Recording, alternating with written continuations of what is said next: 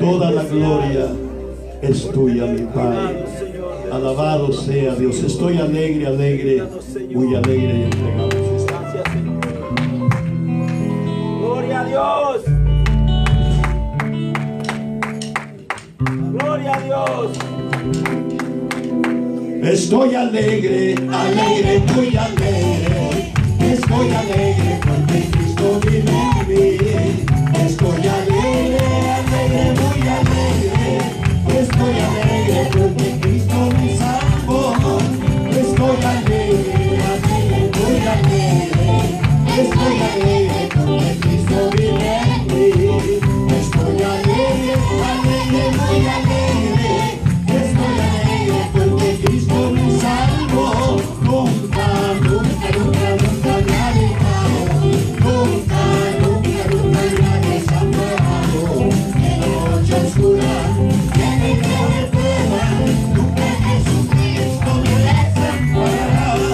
Nunca, nunca, nunca, nunca. Alabado sea Dios, aleluya. En la noche oscura, en el día de prueba, Nunca Jesucristo me desamparará. yo soy testigo del poder de Dios, por los milagros que Él ha hecho en mí. Yo era ciego y ahora veo la luz gloriosa que me da Jesús. Yo soy testigo del poder de Dios, por los milagros que Él ha hecho en mí. Yo era ciego y ahora veo la luz gloriosa que me da Jesús. Nunca, nunca, nunca, nunca me ha dejado. Nunca, nunca, nunca me ha desamparado. En la noche oscura, en el día de prueba, Nunca Jesucristo me desamparará. aleluya. Amén, bendito sea Dios. Gloria a Dios. Milagros en la vida de nosotros, ha hecho cambios, ha sido algo tan lindo, tan maravilloso poder conocer a nuestro Señor. Amén, gloria al nombre de Jesús. Gracias le damos a Dios por estas alabanzas. Vamos a dejar que los niños vayan a su clase. Gracias por la ayuda, están tremendos, gloria a Jesús. Que Dios les bendiga por adorar a Dios con su corazón. Amén. Gloria a Dios. Todos los niños van a su clase y los hermanos quedamos aquí. Es una clase muy linda donde Dios va a hablar a los jóvenes, así de que ahora todos somos jóvenes. Amén, Dios va a ministrar de una manera muy linda, una enseñanza muy hermosa, hermano, la vamos a recibir en el nombre de Jesús. Amén. Dejamos por aquí a nuestro hermano. Bueno, adelante, siervo. Dios les bendiga, amados hermanos. Damos gracias al Señor. Un día más que Él nos da, ¿verdad?, que estar en su presencia, en su casa, para adorar y glorificar su nombre. Bonito ese coro, dice: nunca, nunca nos ha desamparado, nunca nos ha dejado, aún en la noche oscura, aún en la prueba. Jesucristo está con nosotros. Eso es lindo, hermanos. Jesucristo está con nosotros. Amén. Él, cuando ascendía, Él le dijo a sus discípulos, y por consiguiente a nosotros: no os dejaré huérfanos, estaré con vosotros todos los días Señor. hasta el fin del mundo. Y esa es una promesa linda de la cual nosotros podemos aferrarnos, Gloria a Dios. podemos agarrarnos y podemos sentirnos seguros, porque estamos seguros en Cristo. Amén. Sean cada uno de ustedes bienvenidos a la casa de Dios. Amén. La iglesia se ve muy hermosa y el devocional está muy hermoso, las alabanzas muy hermosas. Parece que Dios tiene todo preparado de antemano para ministrarnos, ¿verdad, hermanos?, a nuestras vidas. Así que vamos a entrar en la clase dominical, en la escuela dominical, y está basada en el Salmo 119, versículo 9 al 16. La lección esta mañana: bienaventurado el joven que guarda la palabra del Señor. No sé si lo pueden ver desde ahí, hermanos. ¿Lo podemos decir juntos? Bienaventurado el joven que guarda la palabra del Señor. ¿Cuántos son jóvenes? Todos somos jóvenes, ¿verdad, hermano? El cuerpo es el que se arruga, pero el corazón sigue siendo joven. Amén. Así que ustedes también es joven y yo también soy joven. Lectura bíblica, Salmo 119, del 9 al 16. La vamos a leer ahorita. El tema de la unidad, mensaje de los salmos sapiensales. Seguimos con esa unidad. ¿Se acuerdan lo que significa salmos sapiensales? Sabiduría. Sabiduría, amén. ¿Quién más? Inteligencia. Salmos sapiensales o libros sapiensales son todos los libros en la Biblia que nos enseñan inteligencia, sabiduría, conocimiento para poder desenvolvernos en la vida física, como Proverbios, como Salmos, ¿qué otro? Eclesiastés. Esos son libros sapiensales, y los salmos también contienen salmos sapiensales, ¿verdad? Hoy vamos a estudiar parte del Salmo 119. La afirmación fundamental, ¿alguien que la pueda leer?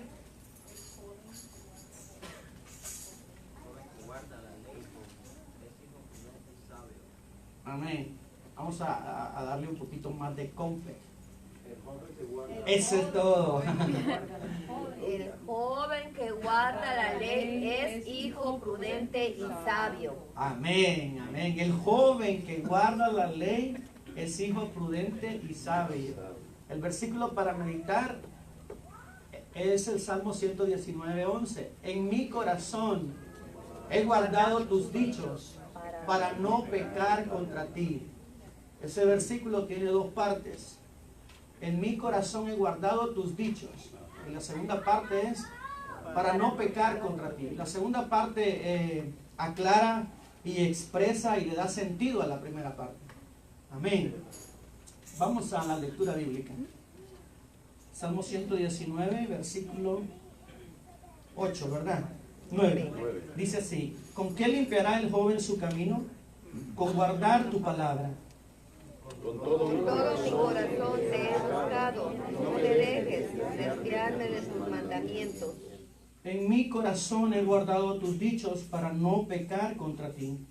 Bendito tú, oh Jehová, enséñame tus estatutos. Con mis labios he contado todos los juicios de tu boca. Me he gozado en el camino de tus testimonios, más que toda riqueza.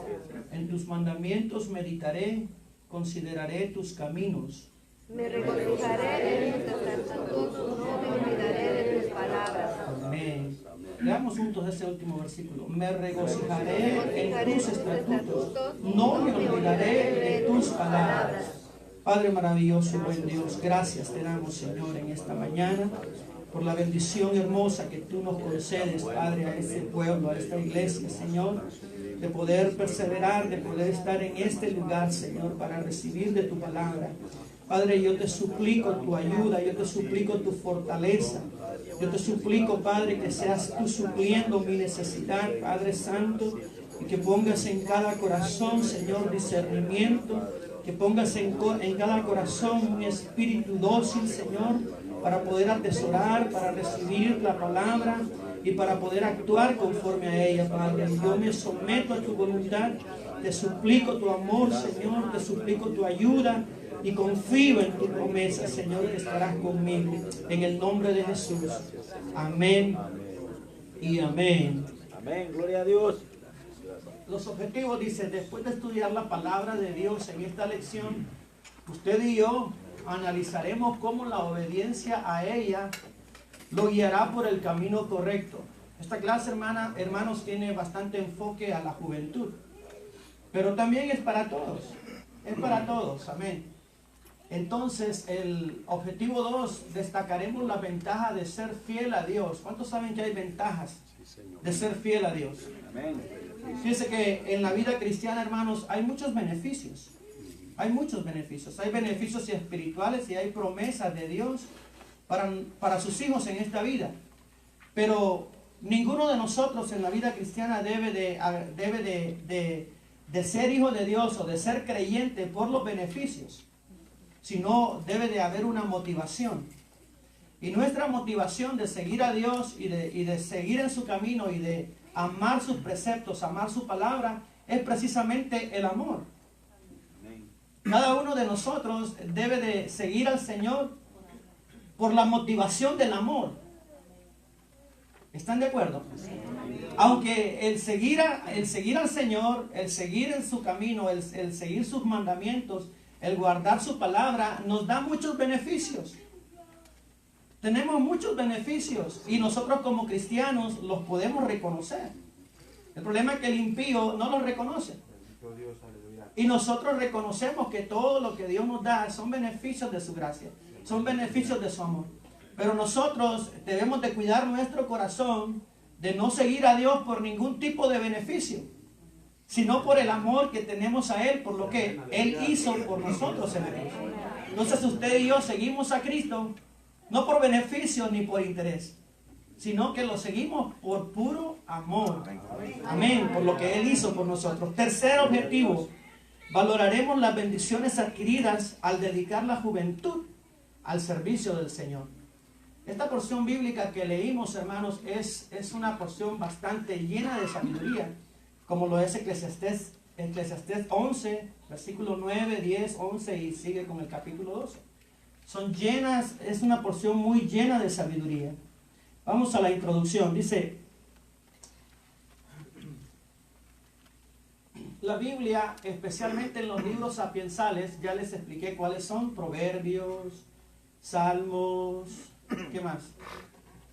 Eclesiastés, Cantares, pues es un libro bastante romántico, pero también tiene bastante sabiduría. Toda la Biblia, hermanos, está llena de sabiduría.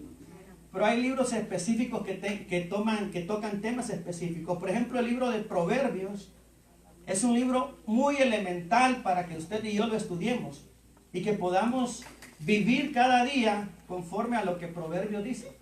Proverbios tiene 31 capítulos. ¿Cuántos días tiene el mes? Pues léase uno cada día.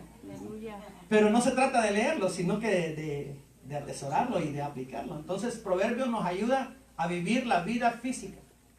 Eclesiastés nos ayuda a vivir la vida espiritual.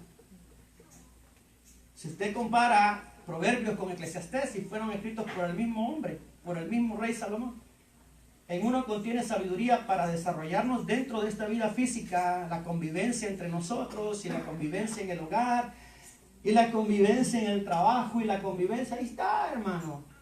Lo que pasa es que somos un poco negligentes. Eclesiastés le da una sabiduría más alta, que es la sabiduría para nosotros vivir la vida espiritual, la vida cristiana. Entonces, en esta porción bíblica, dice, nos da mucha atención, nos da mucha formación para poder desarrollarnos, sobre todo en la juventud, en su ser integral.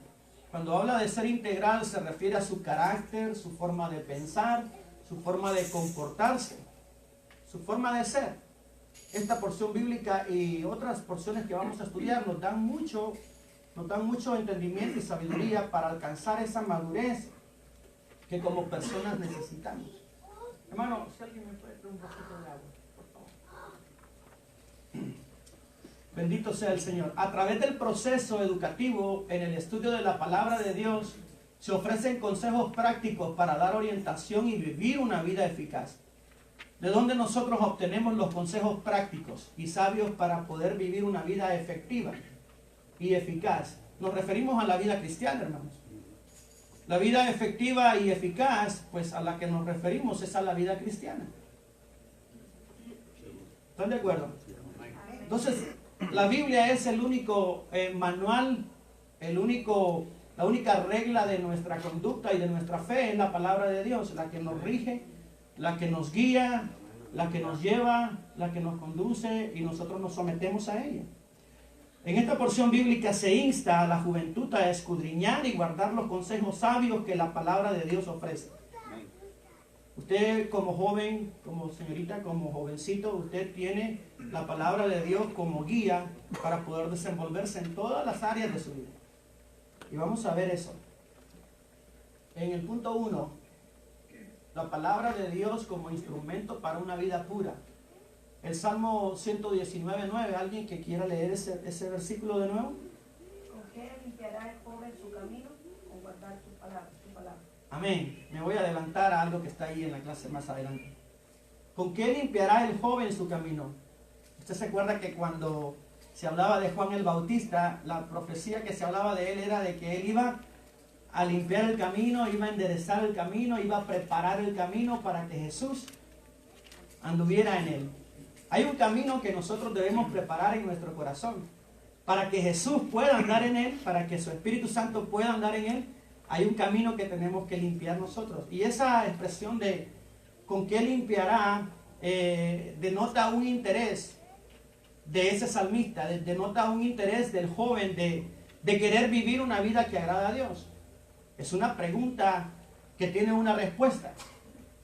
Cuando la Biblia habla de caminos, ¿a qué se refiere? Al andar de la vida. Al andar de la vida. Caminos, por ejemplo, en Génesis capítulo 6, gracias hermano, cuando Dios le dijo a Noé que iba a destruir el mundo con un diluvio, Él le dijo, toda carne ha corrompido su camino. ¿Se acuerda de esa expresión? Toda carne corrompió su camino. Dice que la maldad llegó hasta los cielos. Y Dios le dice a Noé, bueno, no le dijo así, los voy a consumir a todos, bueno, los voy a destruir a todos, a todo el mundo. Y solo Noé pudo salvarse. Pero me llama la atención que ahí se usa la palabra camino para que dar a entender conducta, maldad. Entonces, cuando la Biblia habla de camino, está hablando de conductas, de actitudes, de forma de vida. Por eso el salmista dice, ¿con qué limpiará el joven su camino? ¿Con qué limpiará el joven su forma de vivir? ¿Cómo podrá el joven cambiar su forma de vida? ¿Cómo podrá encauzarse en un buen camino? ¿Cómo podrá conducirse por una buena senda? Ahí está la respuesta. Ahora bien, ¿qué significa guardar su palabra? Amén, hermano. Bueno, parece que estamos mirando a un joven caminando, ¿verdad?, en la vida, ahí donde la palabra está, ¿verdad?, siendo expuesta esta mañana.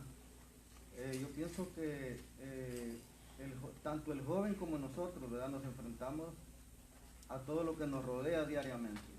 El pecado, la tentación. En los días que vivimos actuales de ahora, sería la internet, sería las modas, sería todo lo que el mundo ofrece a cada ser humano. Está hablando del joven aquí específicamente, pero ahí estamos nosotros también, porque estamos en este mundo malo que nos quiere arrastrar. Amén. Entonces la única manera que dice que puedes resistir a todas esas tentaciones es a través de la palabra. Amén. Gloria a Dios. ¿Con qué limpiará el joven su camino? Con guardar su palabra. Guardar ahí, hermanos, no significa solamente memorizar. Tengo que parafrasear la clase, pastor, porque tenemos que ahorrar tiempo. Entonces, memorizar no basta, hermanos. Memorizar es muy bueno, como las actividades que hacen los jóvenes y los niños de debate de texto. Eso es bueno. Memorizar es bueno. Pero si solo memorizamos y no la practicamos, somos doblemente culpables. Aleluya. Y eso no es un atenuante para usted no estudiar la Biblia. Pues no voy a estudiar porque entre más sé, más mayor demanda voy a tener. Porque hay unos que piensan de esa forma. Pero no, hermanos, un verdadero hijo de Dios atesora la palabra. La lee, la escudriña, la memoriza y la practica. Entonces, guardar la palabra de Dios ahí, el salmista no quiere decir memorizar. No me vayan a entender mal, hermanos. No estoy en contra de memorizar y aprendernos la Biblia. A mí me encanta memorizar y aprenderme la palabra de Dios. Pero eso me hace doblemente a mí culpable si no la cumplo. ¿Usted me está entendiendo? Do you understand me? Sí, eso me hace más culpable si yo no pongo en práctica la palabra. Pero eso no es un atenuante para yo no estudiarla. Y para cruzar, no, pues mejor me quedo ahí sentadito recibiendo lo que el pastor me da. Hay que se desvele él, hay que estudie él, hay que se... Y yo recibo. Pues también gorditos. Algunos. Amén. Entonces, guardar la palabra del Señor, hermanos, es atesorarla, aprenderla y practicarla. Sobre todo practicarla. Ahora, dice la expresión joven en ese versículo. En tiempos antiguos no estaba muy clara la línea que separaba la infancia de la juventud, pues los niños eran iniciados en el trabajo desde temprana edad. Sabe que desde temprana edad en Israel y en los países orientales a los niños se les enseña a trabajar y ya pues a temprana edad son considerados hombres. En el idioma hebreo, ¿qué pasó? Okay. En el idioma hebreo a veces se utiliza el término joven para hacer referencia a un niño pequeño. Yo puse 2 citas ahí. Primera de Reyes 3:7, no tiene que buscarlo, solo apúntelo. Primera de Reyes 3:7 es cuando Dios le dijo a Salomón, ¿qué quieres que yo te dé? Y Salomón le dice al Señor, Señor, me has puesto en lugar de mi padre y me has puesto en un pueblo tan grande y yo no sé ni entrar ni salir, pues soy un niño. Soy niño, no sé ni entrar ni salir. Es una condición, es una declaración que agradó a Dios. Es un reconocimiento de él diciendo soy niño. Entonces le pidió sabiduría al Señor. Y eso agradó a Dios, le dio sabiduría y le dio lo que no pidió también. Amén. Entonces ahí se usa la palabra joven, soy joven, dice Salomón, y no sé ni entrar ni salir, pero la palabra joven ahí está denotando inexperto, sin experiencia, sin conocimiento, incapaz. Y él reconoce eso y le pide a Dios que le dé sabiduría. Ahora, Dios le dio una gran sabiduría para hacer conforme a lo que él pidió, gobernar a su pueblo. Y Salomón lo hizo de una forma espléndida. Si usted se da cuenta, Salomón es considerado el rey de la paz en Israel. No hubo guerra en su tiempo. Fue muy sabio para las relaciones entre países. Fue muy sabio para relacionarse con sus países aledaños. Y fue el rey de la paz. Pero fue temporal también. Pues cuando nacieron sus hijos, usted sabe, Roboán y Jeroboam, y se dividió el reino y ahí hubo una situación difícil. Pero en su tiempo él supo, por la sabiduría que Dios le dio, supo administrar su gobierno. Pero él dice, soy joven, indicando que es inexperto. Ahora Jeremías también dijo lo mismo. ¿Se acuerdan ustedes de Jeremías en el capítulo 1? Cuando Dios le hace el llamado, Jeremías tenía 20 años. Y era contemporáneo del rey Josías. Por eso cuando Josías murió, Jeremías sufrió tanto. Por eso le llamaban el profeta llorón.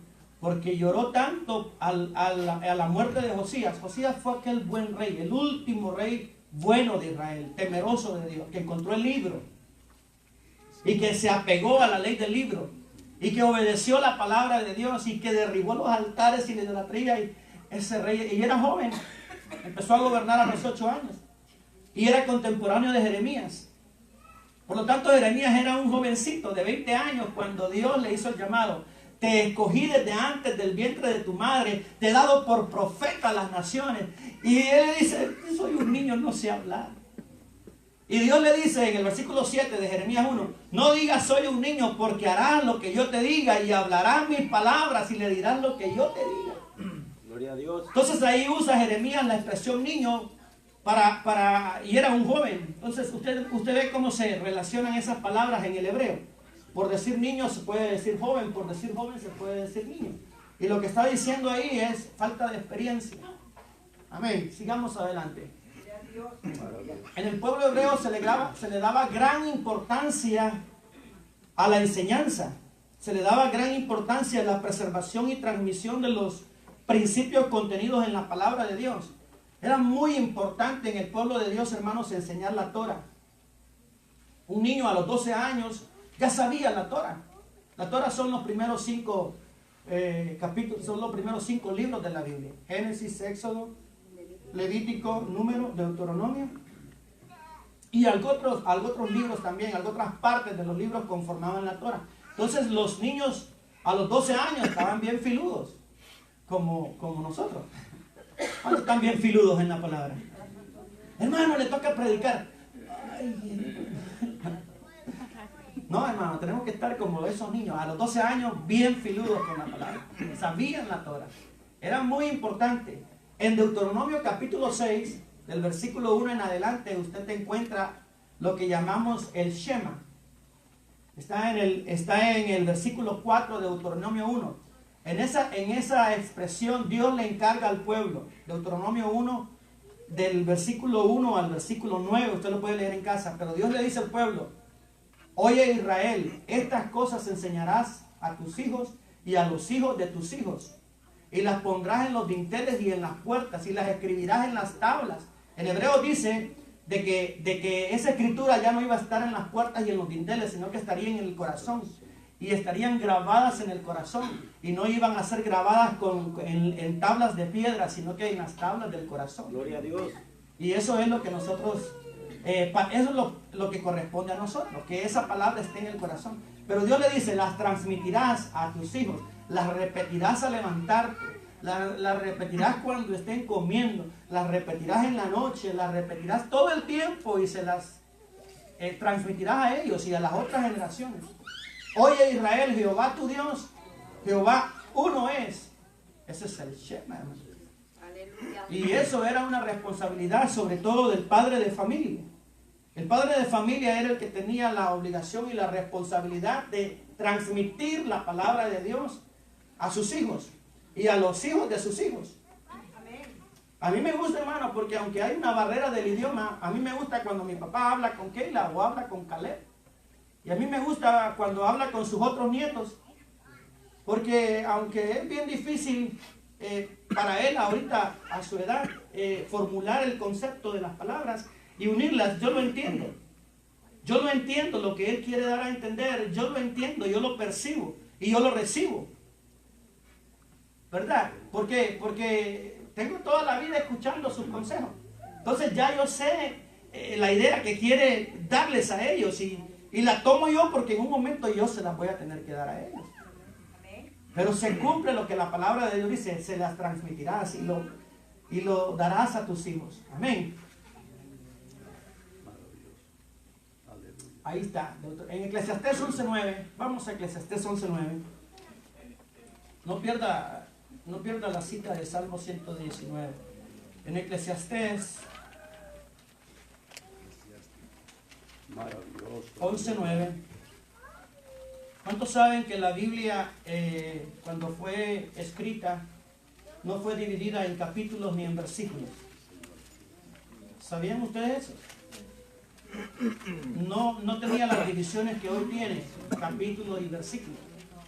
Eso se agregó siglos después para que hubiera un mejor entendimiento y más que todo para encontrar los contextos. Encontrar los contextos en donde termina un contexto y en donde empieza otro contexto. Y por esa razón se hicieron las divisiones de la Biblia. Pero en el principio la Biblia no tenía divisiones. Un libro era completo. Le digo esto porque en el capítulo 11, versículo 9, empieza el contexto que termina en el capítulo 12, versículo 14. O sea que el capítulo 12 de Eclesiastés debió empezar en el capítulo 11, versículo 9. ¿Cuántos ven en su Biblia que tiene el contexto desde el versículo 9 y pasa por el 12 sin hacer ninguna diferencia, sin ninguna división? ¿Por qué? Porque el contexto debió empezar ahí.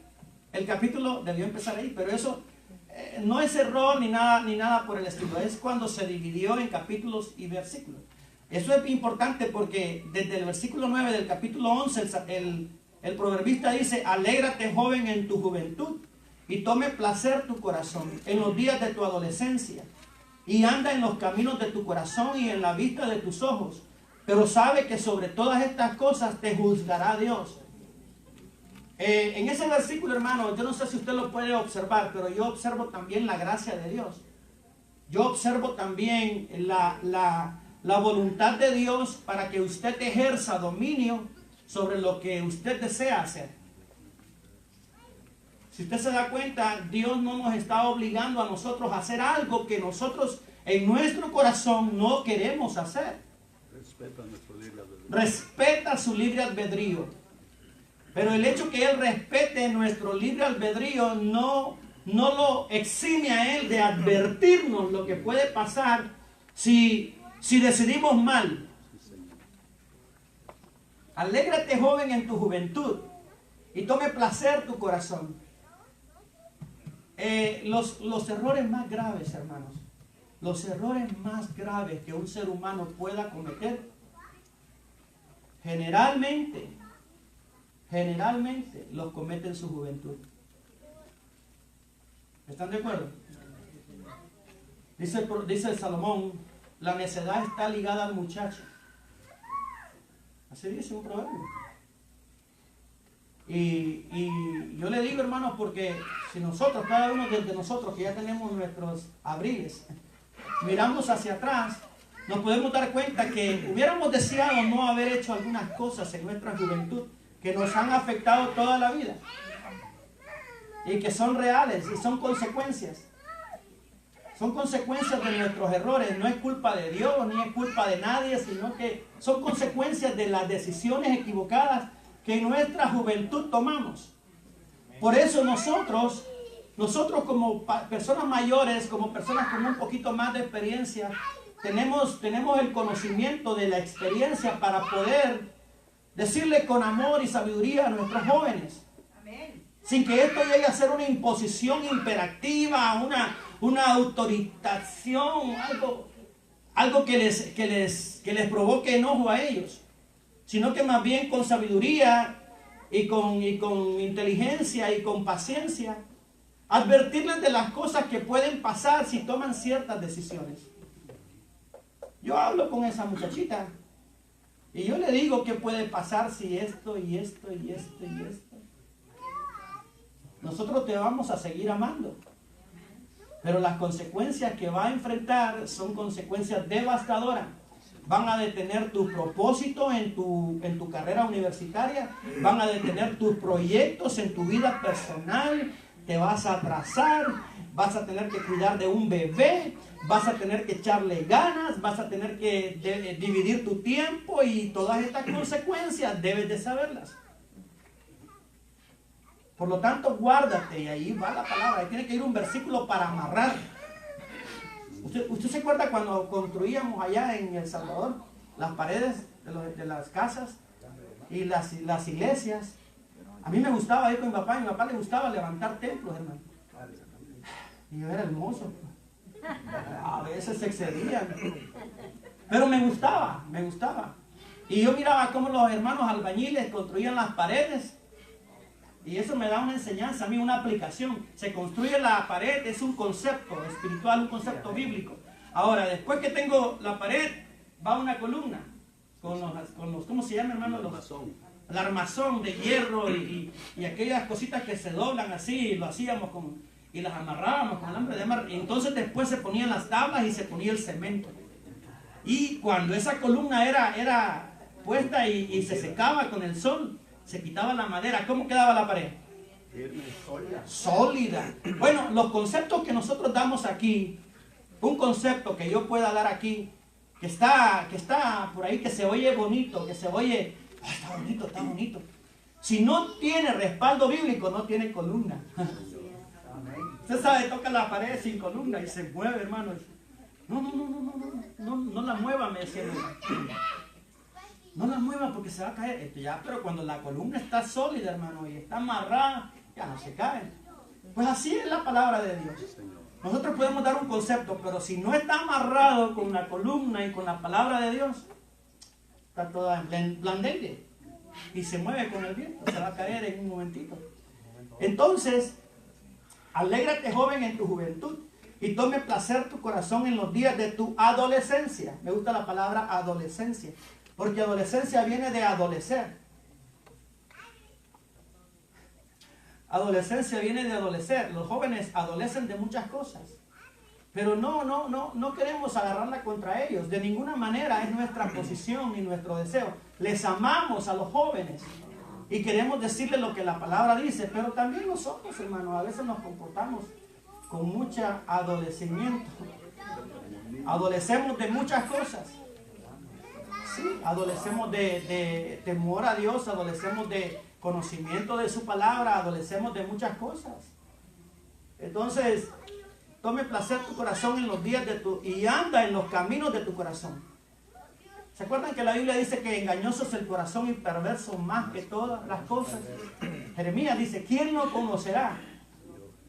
Tú, Jehová, que escudriñas la mente y el corazón. Y el salmista David decía, enséñame tus caminos para andar en ellos.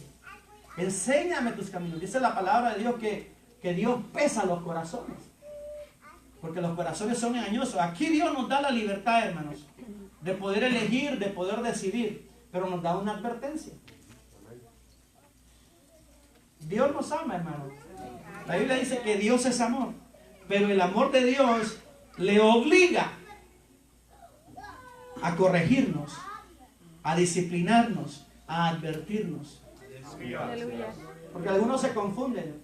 Por ejemplo, cuando el pastor, el líder quiere corregir a alguien que anda en una evidente conducta pecaminosa y lo quiere disciplinar, lo disciplina a muchos. ¿Y dónde está el amor?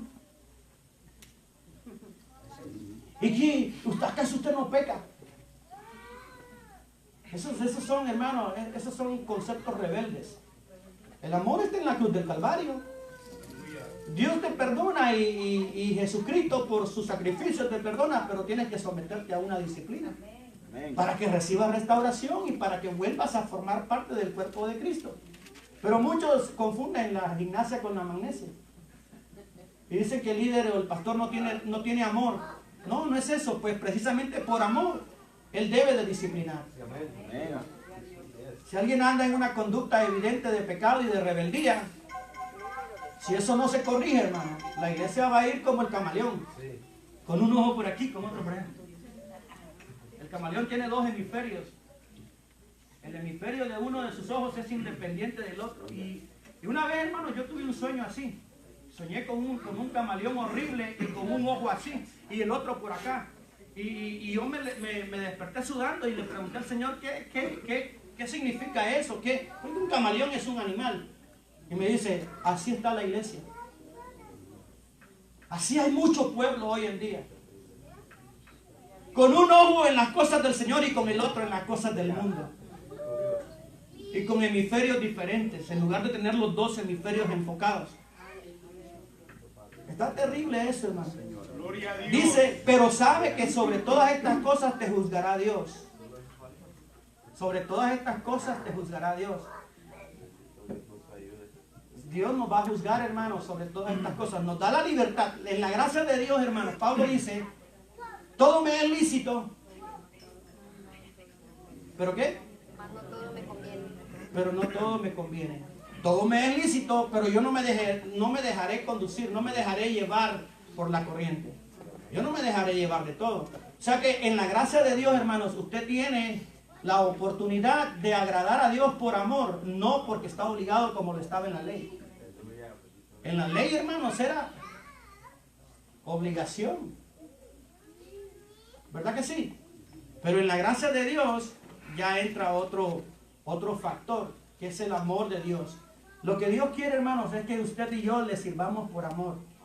Le sirvamos porque comprendemos, porque sabemos, porque hay en nosotros una pasión, un deseo de agradarle, de serle fiel. Nuestra motivación es el amor que le tenemos a Cristo Jesús.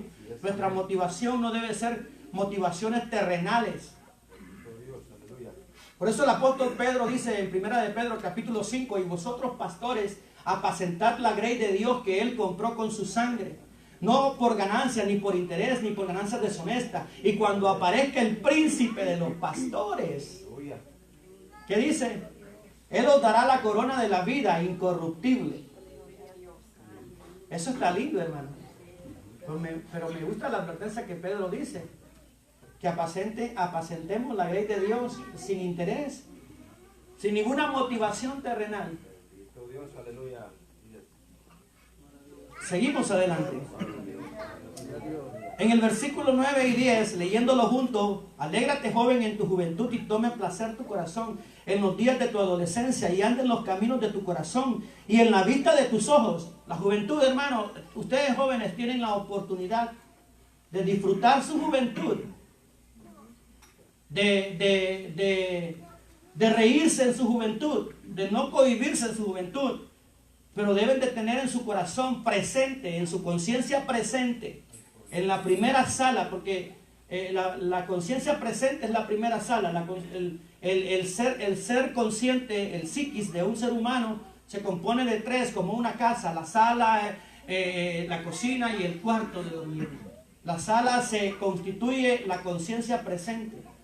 La cocina puede constituirse el subconsciente. Y el cuarto de dormir, lo más profundo, el que está allá. Por ejemplo, hay gente que guarda en el cuarto de dormir, guarda rencores. O sea que está bien adentro de su alma y no puede perdonar. Entonces, cuando la palabra de Dios dice, pero sabe que sobre todas estas cosas te juzgará Dios, ahí hay un freno, hermano. Ahí hay un freno. Un caballo puede ser pura sangre y grandísimo y precioso, y una fuerza descomunal que si se pone usted enfrente se lo lleva como muñeco. Es fuertísimo, pero está domado, está amansado. Y un jinetito que es tan frágil. ¿Usted ha visto a los jockeys? Los jockeys son los que montan los caballos en las carreras. Pues los buscan que sean chiquitos, delgados, como usted comprenderá. Bien delgadito, así como mi hermano Eduardo. Delgadito, fino. Porque no pesa mucho. Y el caballo, hermanos, en la carrera avanza porque no lleva mucho peso. Pero ese caballo es dominado con un pequeño freno, como dice Santiago. Esa bestia descomunal, un pequeño freno que va metido en sus labios, lo domina. Eso es interesante porque Santiago nos dice una enseñanza metafórica acerca del control, del dominio propio. Entonces ahí sabe que sobre todas estas cosas te librará Dios. Es un freno de mano. Usted, joven, puede observar y puede ver y puede ir por un camino, pero ese freno de mano lo detiene. Oh, no, esto no le agrada a mi Señor. Yo soy cristiano, yo soy hijo de Dios. Él piensa, yo soy instruido en la palabra. Eso no le agrada al Señor. Una de las cosas que me ha detenido a mí a cometer errores, por ejemplo, errores que ofenden a mi Señor, es el hecho de poner a mi Cristo a la par mía. ¿Entrará conmigo Él ahí? ¿Dirá estas palabras Él? Entonces, al pensar en eso, hay como un freno, hermano. Ah, no, yo soy hijo de Dios. Es más, hasta pedimos perdón por haberlo pensado. ¿Sí o no? Ay, Señor, perdóname. Porque a veces, hermano, la carne actúa más rápido que el espíritu. De verdad, hermano, usted puede ser muy espiritual, pero a veces viene un pensamiento pero rápido el espíritu, como es hijo de Dios, el espíritu le redarguye. Si no le redarguye, entonces usted no es hijo. Usted es primo. Sí, hermano. Pero si le redarguye, usted es hijo de Dios. Ay, Señor, perdóname. Entonces, ese es el freno de mano. El 10 dice: quita pues de tu corazón el enojo y aparta de tu carne el mal, porque la adolescencia y la juventud son vanidad. Yo veo para atrás, hermanos, y yo ayer era bien jovencito. Ayer era bien jovencito. Yo veo para atrás mi pasado. Ay, Señor. Pero bueno, esa es la vida, es el paso de los años. Estamos hipotones, varón. Estamos cholotones, como dicen en El Salvador. Pero, hermano, la juventud y la adolescencia son vanidad. O sea que pasan como la nieve, como la neblina. Amén. Entonces, así en esos dos versículos el proverbista refuerza lo que el salmista dice. en el Salmo 119:9. ¿Con qué limpiará el joven su camino? Con guardar su palabra. Amén. Mire que mi dedito se quedó bien atrás. Como respuesta a la pregunta, el salmista enfatiza la necesidad de que el joven pueda instruirse en el conocimiento de la palabra de Dios e interiorizar en sus enseñanzas. Qué lindo es, hermano, cuando un joven ama la palabra de Dios. Olvídese, usted no sabe qué instrumento Dios está preparando. Cuando usted vea a un jovencito entregado a la palabra de Dios, ese jovencito va a ser un instrumento, va a ser apasionado.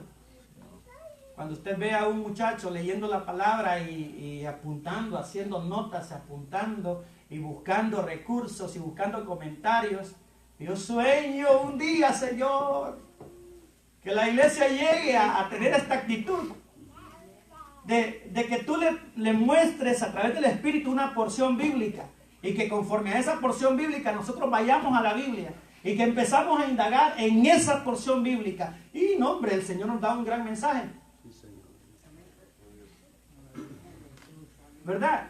El Señor nos da un gran mensaje. Hay un versículo, hermanos, que está en el Salmo 51:4, no tiene que buscarlo. Dice David: contra ti he pecado y he hecho lo malo delante de tus ojos para que sea reconocido por justo. Y hermano, ese versículo el Señor me lo puso en el corazón y me han dado rebotando como pelota de básquetbol. Señor, pues yo reconozco mi pecado delante de ti y voy manejando otra vez el bendito versículo: contra ti he pecado. ¿Quién dijo eso? David. ¿Cuándo lo dijo? Cuando cometió el pecado con Urías Eteo y tomó su mujer. Pero Señor, yo no he hecho eso. Pero has pecado, has hecho lo malo, has desagradado mi nombre. Señor, perdóname. Y anda ese versículo ahí: Señor, ¿será que quieres que hablemos algo de eso? ¿Será que el Señor quiere que hablemos de eso? Abra su Biblia, vamos a San hermano, otra ocasión. Lo que le quiero decir, hermanos, es que cuando nosotros, el joven atesora la palabra, Dios le va a usar. Dios le va a conducir en su vida, Dios le va a través del Espíritu Santo, Dios le va a recordar, Dios le va a guiar y usted va a tomar sabias decisiones. Sabias decisiones. Hay una porción bíblica paralela a lo que es Eclesiastés 11:9, pasando al versículo 12. Hay una cita paralela que está en el Nuevo Testamento. Apúntela si usted gusta, pero es una cita muy conocida. Segunda de Timoteo 1, del 1 al 7. Pablo, apóstol de Jesucristo, por la voluntad de Dios, según la promesa de la vida que es en Cristo Jesús. A Timoteo era un jovencito, hermanos. Timoteo era un jovencito. Pablo lo dejó en su segundo viaje misionero, lo dejó pastoreando en la iglesia de Éfeso. Ahí lo dejó al jovencito, pero no lo abandonó. Siguió instruyéndolo por medio de cartas, y esta es una carta pastoral. Pero lo que me interesa a mí es que usted sepa que Timoteo era un jovencito, un inexperto, pero era hijo en la fe del apóstol Pablo. Y le dice: a Timoteo, amado hijo, el versículo 2, gracia, misericordia y paz de Dios Padre de nuestro Señor Jesucristo. Doy gracias a Dios, al cual sirvo desde mis mayores con limpia conciencia, de que sin cesar me acuerdo de ti en mis oraciones noche y día, deseando verte al acordarme de tus lágrimas para llenarme de gozo. Me llama la atención: al acordarme de tus lágrimas. Pablo supo que Timoteo era víctima de bullying. Pablo supo que Timoteo, un joven pastor, lo asediaba el mundo y lo asediaban los enemigos, porque era un fiel servidor de Cristo. Y Timoteo lloraba, hermanos, jovencitos. Timoteo lloraba como podemos llorar nosotros cuando somos asediados, cuando somos puestos a prueba, cuando nuestra fe es puesta a prueba, cuando nuestro credo, nuestra creencia es burlada. Lloramos y nos afligimos. Tal vez no como en el nivel que sufrió Timoteo. Pero Pablo dice: me acuerdo de tus lágrimas. Pero miren lo que le sigue diciendo. Dice: al acordarme de tus lágrimas para llenarme de gozo, trayendo a la memoria la fe no fingida. La fe no fingida. Hay una fe que es fingida. Y hay una fe verdadera. Hay una fe genuina que me motiva a mí a seguir adelante, que me impulsa a seguir adelante, que no me importa el qué dirán y que no me importa lo que piensen y lo que digan de mí. Así mismo debe ser contigo, joven. No importa lo que piensen y digan de ti. Tú eres un hijo de Dios. Tú eres una hija de Dios. Levántate y resplandece, porque la gloria de Dios ha venido sobre ti. Y sobre ti será vista su gloria, dice Isaías. En todo lugar. No te importe lo que el mundo diga. Usted siga fiel al Señor en el ambiente donde se encuentre. Usted siga firme al Señor, mostrando una fe verdadera, genuina. Y la fe genuina, hermano, es aquella que soporta. Es aquella que aunque es aquella fe que nos alienta a seguir firmes aunque estamos atribulados, como dice Pablo, pero no derrotados. Ahí estoy, hermano, como aquel hermanito de Nicaragua, tartubeando. O sea, cojeando pues, pero ahí voy hacia adelante. Gloria al Señor, aleluya. Sí, ahí voy hacia adelante. Dice, trayendo a la fe, la memoria que hay en ti, la cual habitó primero en tu abuela Loida y en tu madre Eunice, y estoy seguro que en ti también. Me gusta mucho, hermanos, comparar esta porción bíblica con acuérdate de tu Creador, con Eclesiastés 11. ¿Por qué? Porque Pablo le está diciendo algo muy importante al joven Timoteo. Una fe, una enseñanza, una tradición bíblica, pero más que tradición, era una verdad bíblica que le fue transmitida a él por su mamá y por su abuela. Lo que Pablo le está diciendo aquí, honra la memoria de ellas, honra lo que te enseñaron, honra lo que tú recibiste de ellas, honra la fe, honra el evangelio, honra el testimonio que recibiste de tus abuelas, de tu abuela y de tu madre. Y luego dice, y que también estoy seguro que hay en ti. Eso es lindo, hermano. Y Timoteo, siendo un joven, recibe este consejo. Este consejo, hermanos, es como la columna que amarra.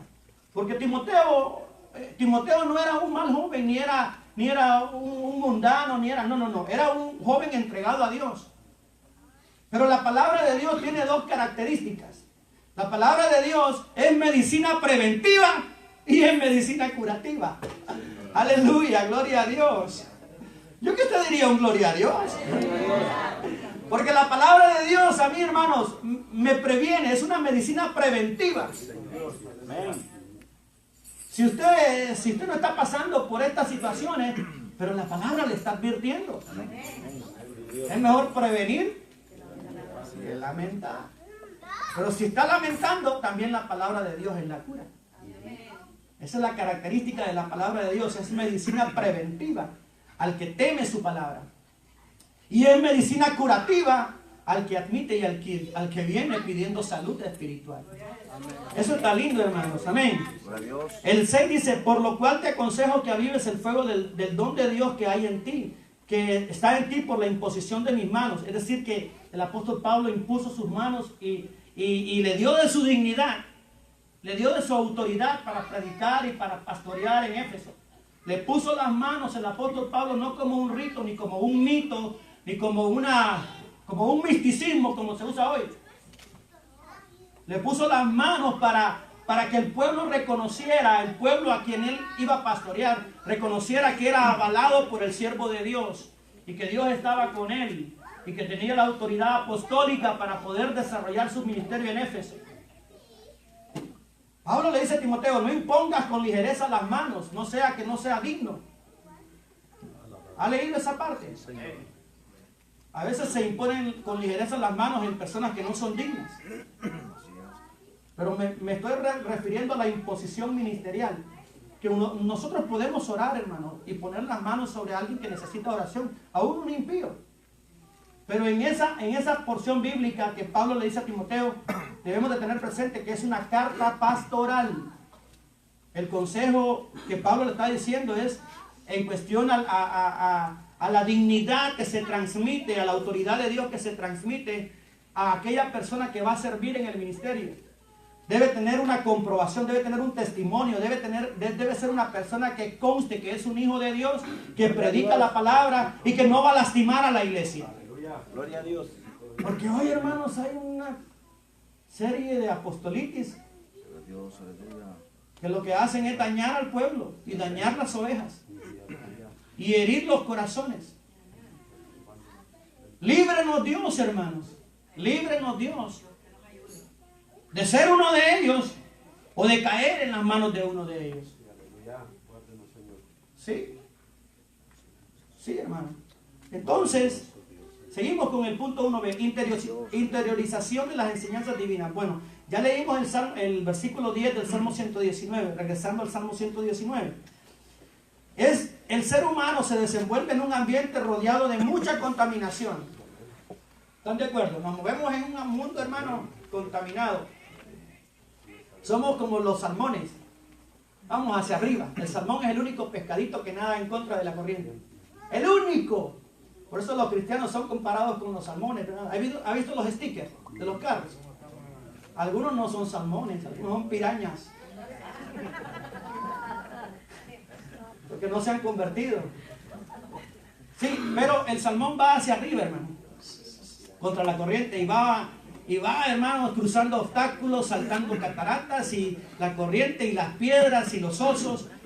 Y los únicos que llegan son poquitos comparados con los que van. Comparados con los que van. Pablo dice, corred de tal manera que lo alcancéis. Porque todos a la verdad corren en el estadio para lograr una corona corruptible. Vosotros, dice Pablo, corred de tal manera. Me gusta la expresión, de tal manera. Con dignidad, con honor, no saltándonos las reglas, no yéndonos por atajos, sino que corriendo la carrera que agrada a Dios. Gloria a Dios. Ahora, en las carreras de los deportes uno solo gana, pero en la carrera espiritual todos ganan. Todo el que se esfuerza obtiene una corona incorruptible, que es una corona de Gloria a vida. Dios. ¿Verdad? Entonces, el ser humano se desenvuelve en este ambiente tan contaminado. La gente no tiene temor a Dios, viven en una senda desenfrenada, buscando satisfacer las concupiscencias y los deleites del mundo. En ocasiones ese estilo de vida puede atraer y seducir a las nuevas generaciones. Amén. Incluyendo al pueblo de Dios. Qué tremendo es, hermano, cuando un hijo de Dios es influenciado por el mundo. Y es que Satanás tiene una forma muy sutil de trabajar. Muy sutil de trabajar. Desde el Génesis, capítulo 3, usted va a ver la obra de Satanás torciendo la palabra, torciendo la orden de Dios. Lo que Dios ordena, él lo toma y le da una interpretación torcida. Y siembra en el corazón del ser humano una idea torcida acerca de lo que Dios dice. Dios habla claro y perfecto. En Él no hay sombra ni duda. La palabra de Dios es clara y perfecta y nos dice cómo debemos actuar. Pero el enemigo viene y le da una vueltecita. La tuerce. ¿Se acuerdan de la tentación de Jesús? Lucas capítulo 4. Dice la palabra de Dios. Está escrito. Salmo 91, 10 dice que a sus ángeles mandará para que tu pie no tropiece en piedra. Pues ahí él le mochó. El Salmo 91 dice, a sus ángeles mandará que te guarden en todos tus caminos. Y eso, tus caminos ahí ya, hermano, ya nos da a nosotros una interpretación diferente. Pero el enemigo le cortó. A sus ángeles mandará para que te guarden y tu pie no tropiece en piedra. Pues esa es la estrategia principal del enemigo. Es como una araña que le tiende una telita primero al chapulín. ¿Cómo se dice chapulín? Al bug. El grillo. Al grillo. Y el grillo, no, pues todavía tengo libertad. Me puedo mover como una telita de araña. Y ahí anda el grillo tranquilo, en la tela. Después la arañita viene y no te preocupes, grillito, yo te quiero. Tira otro. No, todavía se mueve un poquito con libertad. No te preocupes, grillito, acércate un poquito más. Y el grillo, pasmado, se acerca. Y le tira otra tercera. Y ya todavía se puede mover un poquito, pero al ratito ya tiene como 50 telitas arañas. Y luego, hermano, le tira más y ya ahí el grito no se puede mover. Le viene la araña y se lo come, hermano. Así es el enemigo, hermano. Primero usted no se da. Si usted está bien agarrado del Señor, si usted está bien metido en la palabra, si usted está lleno del Espíritu Santo, si si usted está lleno del fuego de Dios en su vida, usted sabe distinguir la primera telita. Ay, ya te conozco. Y el Espíritu Santo le da una tijera. Pero si usted no anda bien agarrado, no, hermano, todavía me puedo mover. Todavía me puedo mover, todavía al lago. No, puedo desenvolverme en este ambiente. Espérese un momentito. Espérese un tiempito más y va a ver cómo va a estar el enemigo ahí. Dios no nos manda a vencer al diablo. Él está vencido en la cruz. Dios nos manda a resistir al diablo. Resista al diablo. Discierna las acechanzas del diablo. Entienda cuando usted es tentado. Entienda cuando usted está puesto, hermanos, bajo fuego. Entiéndalo, véalo, percíbalo. Gloria a Dios. Y agárrese de la palabra y en el nombre de Jesús tome buenas decisiones, sabias decisiones. Amén. El conocimiento es importante, hermano, para nuestra vida física y para nuestra vida espiritual. Tengo unas citas acerca del conocimiento. Saber diferenciar entre el estilo de vida del joven temeroso de Dios del estilo de vida idólatra y pagano del mundo es fundamental para saber escoger de acuerdo a los mandamientos divinos. Hermanos, todo lo que le aconteció a Israel, Dios lo usó para advertirle a la nueva generación, a la generación de la gracia, a la generación del pacto, a la generación de la dispensación de la gracia en la cual usted y yo estamos. Todo lo que pasó su pueblo Israel en el Antiguo Testamento, Dios lo toma y nos lo da como ejemplo a nosotros. Todas estas cosas, dice, se escribieron para vuestra amonestación, para que no prevariquéis como algunos de ellos prevaricaron y murieron en el desierto.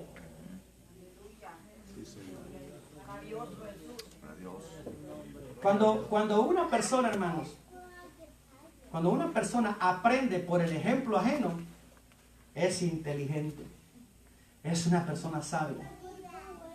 Cuando se aprende por el ejemplo ajeno, pero cuando aprendemos por nuestras propias desgracias, y así fue Israel, hermano, somos necios. Así fue Israel. Israel desobedeció los preceptos de Dios y Dios permitió los países que estaban alrededor que los cautivaran, que los sosyugaran. Y de esa forma aprendieron. Bueno, volvían a hacer lo mismo. Y Dios, hermanos, ocupaba a otro pueblo pagano y así castigaba a su pueblo. Oseas 1:3 habla del conocimiento. El profeta Isaías, 1:3 dice: el buey conoce a su dueño. Me parece un poco ofensivo, ¿verdad? El buey conoce a su dueño. Yo estaba viendo un video, hermanos, de unos toros de esos que andan con los toreros y que son asesinos esos toros. Y andaba un toro suelto en Sevilla, España, y corneaba a varios y a varios mató, hermano, un video así. Pero fíjese que pasó algo extraordinario. Un anciano se metió en la calle donde estaba el torero y había unas bardas donde toda la gente estaba alrededor. Pero el anciano andaba tranquilo y el toro venía encima de él, y cuando lo distinguió, el toro, hermano, cambió su actitud como un corderito mansito con él. Era el único que no agredía. Y es increíble cómo esa bestia conoció a su dueño. El viejito lo abrazaba y le acariciaba los cuernos y la frente, y el toro no le hacía nada. Pero apenas se metía alguien, el toro iba a tratar de matarlo.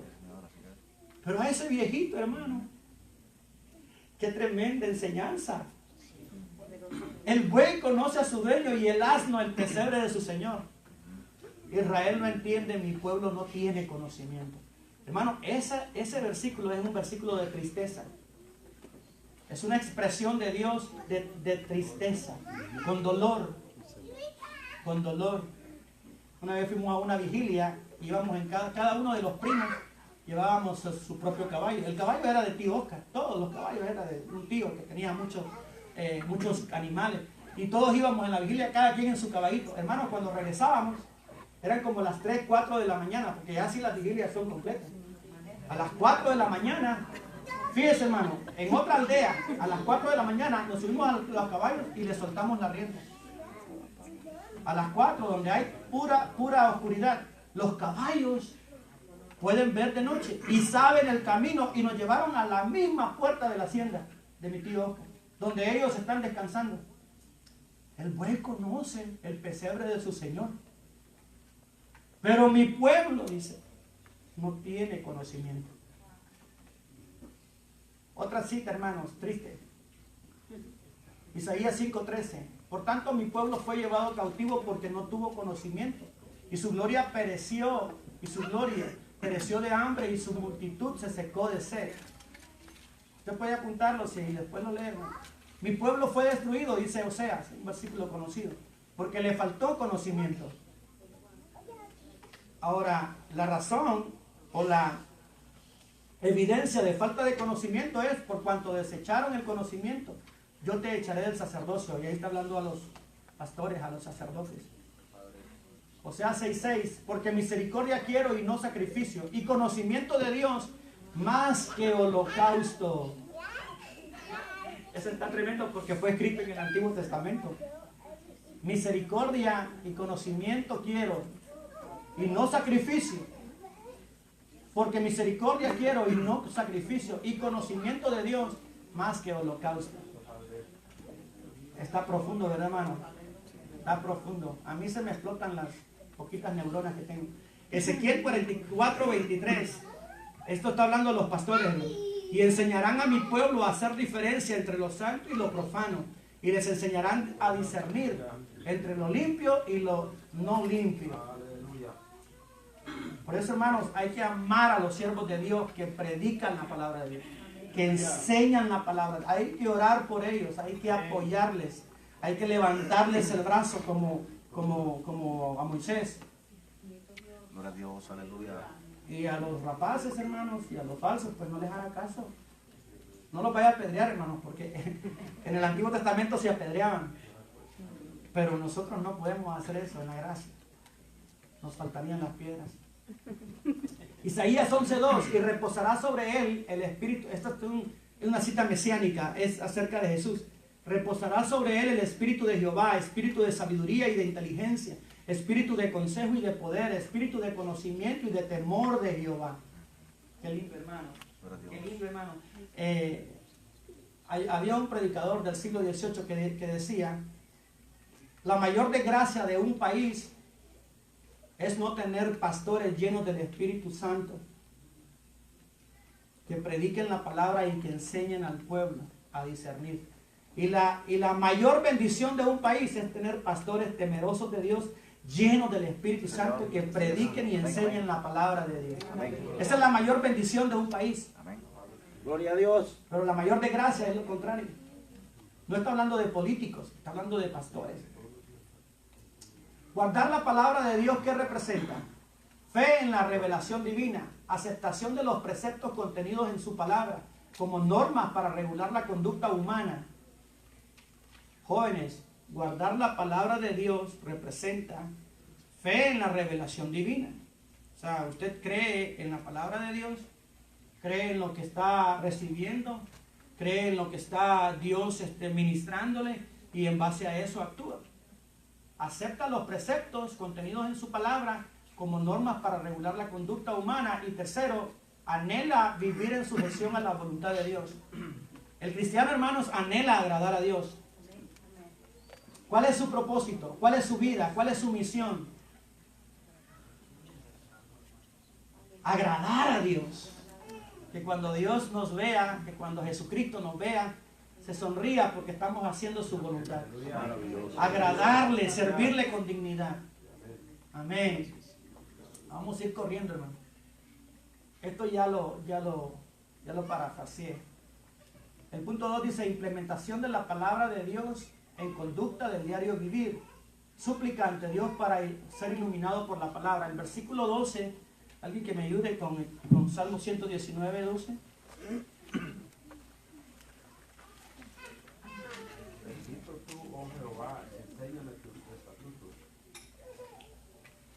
Bendito tú, oh Jehová, enséñame tus estatutos. En el versículo 10, antes de leer ese, en el versículo 10 dice algo interesante que no puedo saltármelo, porque Si lo salto, hermanos, lastimo el contexto. Dice el versículo 10: con todo mi corazón te he buscado, no me dejes desviarme de tus mandamientos. Con todo mi corazón implica que me esfuerzo en alma, corazón y cuerpo. Con todo mi corazón te he buscado. Cuando nosotros nos entregamos al Señor, no nos podemos entregar a medias. Tenemos que entregarnos completamente. ¿Están de acuerdo? Alguien que está en dos pensamientos no agrada a Dios. Alguien que está por costumbrismo o por hábito haciendo algo que parece que agrada a Dios, pero no lo hace con todo su corazón, está desagradando a Dios. Por eso Pablo dice: y todo lo que hagáis de palabra, conducta, hecho, hacerlo como para el Señor. Entonces hay que hacerlo con todo nuestro corazón. El salmista reconoce que quiere agradar a Dios. El salmista reconoce que dentro de él hay un deseo de no pecar. El salmista reconoce que hay un deseo, hay un anhelo en su ser interior que le quema y que desea no pecar contra Dios. Pero en la segunda parte del versículo 10 dice: no me dejes desviarme de tus mandamientos. Eso habla de la dependencia que el orante tiene de Dios. Tengo un deseo en mi corazón de no fallarte, pero mi condición humana me hace reconocer que no puedo. Hay una imposibilidad en nosotros de hacerlo realidad, el deseo de agradar a Dios. Por eso Dios dejó el Espíritu Santo para que, aleluya, gloria a Dios. Y riba y camanda, saca. En el nombre de Jesús, con el Espíritu Santo tú puedes vencer. Tú puedes vencer. Con todo mi corazón expresa la voluntad humana, el deseo humano, y luego reconoce que necesita una fuerza mayor a su voluntad, necesita una fuerza mayor a su deseo, necesita una fuerza que él no puede producir. Gloria a Dios. Y por eso él ruega: no me dejes desviarme de ti. Eso implica que dependo de tu gracia. Eso implica que dependo de tu amor. Eso implica que dependo de tu misericordia. Eso implica que dependo de tu Espíritu Santo. Eso implica que necesito que me llenes de tu presencia. Porque mi deseo es no pecar contra ti. Pero me doy cuenta que estoy en una carne inclinada a lo malo, inclinada al pecado, inclinada a los deseos de este mundo. Estoy en unos ojos físicos que me quieren desviar, que me quieren llevar por cosas que no debo de ver. Estoy con unos oídos físicos que me quieren llevar a cosas que no debo de oír. Por eso necesito una fuerza especial, una doble porción de tu Espíritu. Necesito que tú hagas algo en mi vida, porque mi anhelo es no pecar contra ti. Gloria a Dios. Mi anhelo es no pecar contra ti. Pero me doy cuenta que dependo de ti. Eso es lo que está diciendo. No me dejes. No es que la culpa sea de Dios cuando fallamos. No es lo que está diciendo el salmista. No me dejes desviarme de ti. No me dejes que no es que Dios, el lenguaje es un lenguaje poético. El lenguaje es un lenguaje poético que implica la dependencia de Dios. Implica el reconocimiento que cuando usted vive una vida agradable a Dios, no es tan siquiera porque usted la quiso vivir. Es porque Dios tuvo misericordia en usted. Gloria a Dios. Es porque Dios puso el Espíritu Santo en usted y le puso freno antes de pecar. Por eso el salmista dice: con todo mi corazón te he buscado, no me dejes desviarme de ti. Ay, cuánta profundidad encontramos en la palabra de Dios. Cuando con un espíritu humilde buscamos la presencia de Dios, la voluntad de Dios. Bendito su nombre. Los profetas muchas veces se quejaron de que Israel se desviaba y no seguía la obediencia a la Torah, a los mandamientos, a los primeros libros de la ley. Jeremías 5:3: oh Jehová, ¿no miran tus ojos la verdad? Los azotaste y no les dolió. Los consumiste y no quisieron recibir corrección. Endurecieron su rostro más que la piedra, no quisieron convertirse. Hermano, casi todos los profetas, cuando hablaban de Dios y hablaban las profecías, ellos se aislaban y se escondían para ellos no ser reconocidos. En el caso de Jeremías, él nunca quiso ser reconocido. Pero Dios lo puso en una situación en donde él tenía que profetizar con su ejemplo. Él tenía que, la profecía que Jeremías dio, hermanos, él tuvo que vivirla en carne propia. Y él siendo justo, y él siendo fiel, y él siendo temeroso de Dios. O sea que Dios lo hizo partícipe del mismo castigo de su pueblo, siendo él inocente. ¿Será que Dios es injusto? No. Había un gran propósito en ello. Jeremías experimentó el cautiverio, Jeremías experimentó las desgracias que como pecado Dios mandó a Israel, pero Jeremías se mantuvo fiel y aún en esa adversidad profetizaba la palabra de Dios. Gloria a Dios. Y estuvo dispuesto, por el amor que tenía a su pueblo, estuvo dispuesto a hacer la voluntad de Dios, aún a sabiendas de que las consecuencias del pecado del pueblo también él las iba a llevar. Y Jeremías es un tipo de Cristo. ¿Se acuerdan que cuando Cristo les preguntó a sus discípulos, ¿qué piensa la gente de mí?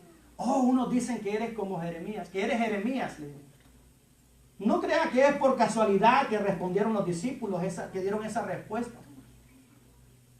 Es porque Jesús es el varón de dolores, experimentado en dolores, en quebrantos. Y sufrió los pecados suyos y míos, los sufrió Cristo. Y hay una gran comparación entre Jeremías